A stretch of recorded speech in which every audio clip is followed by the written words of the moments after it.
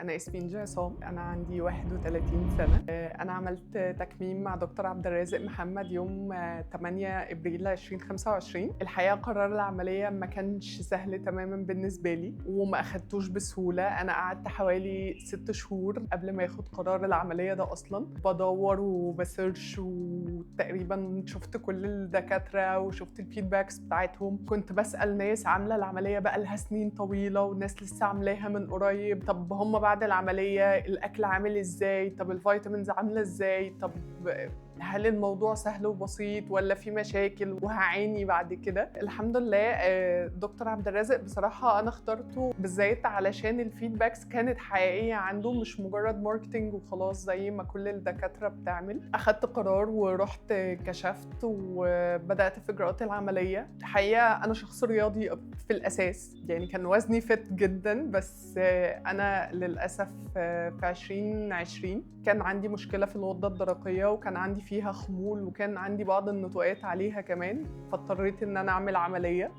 الموضوع ده أثر على الحرق بتاعي جدا وأثر على الوزن بتاعي، وكنت بدخن من اللا شيء، خصوصا كمان ان انا كنت في الفتره دي بطلت رياضه، وطبعا بقى اتجوزت والكلام ده، فطبعا الامور باظت خالص. قرار ما كانش سهل العمليه، حتى كل اللي حواليا ما كانوش محبذين موضوع العمليه ده خالص، من اول جوزي لاهلي. بس الحمد لله يعني اتكلمت معاهم، وجوزي كمان جه معايا عند الدكتور الحقيقه علشان يقدر يقتنع، والحمد لله اخدنا قرار العمليه. عملتها بعد العيد الصغير على طول.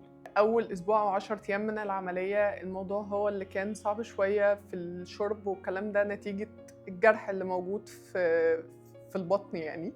بس بعد كده ومع المتابعه بصراحه يعني الطقم بتاعهم بصراحة يعني طقم هايل ما شاء الله. دكتور عبد الرازق، دكتور عبد الرحمن، دكتورة إيمان، دكتورة تغريد الثيرابيست حقيقي، كلهم بلا استثناء، حتى الاسيستنتس ياسمين ودكتورة مريم، كلهم حقيقي والله ما يتخيروش عن بعض خالص. كنت لما بحتاج حاجة ببعت لهم وبيردوا عليا. المتابعة الشهرية بتاعة التغذية حقيقي ما كنتش بخاف منها. كنت قبل كده عملت دايت كتير طبعا، وكنت دايما لما بروح للدكتور ببقى خايفة وقلقانة ان الاكل ما يكونش مناسب ليا او مريحني، بس الحمد لله يعني حتى في الحاجات اللي انا بحبها او ما بحبهاش، لما كنت بقول للدكتوره امان انا باكل ده او ما باكلش ده، كان الموضوع سهل مش صعب خالص. خسيت في الفتره دي من يوم 8 ابريل لحد دلوقتي، بتكلم بقالي 8 شهور، خسيت الحمد لله 46 كيلو ولسه مكمله.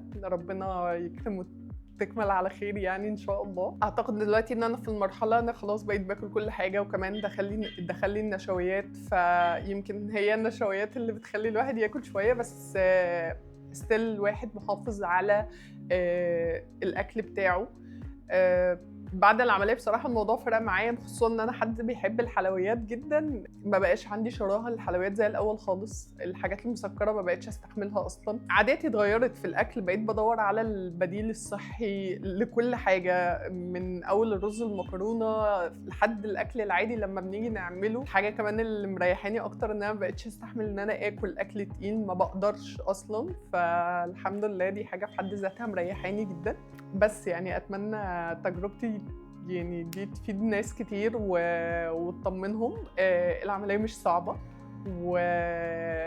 وخصوصا يعني هم ناس محترمة وناس أمينة جدا وهم بيتعاملوا، فدي حاجة تطمن أي حد. شكرا.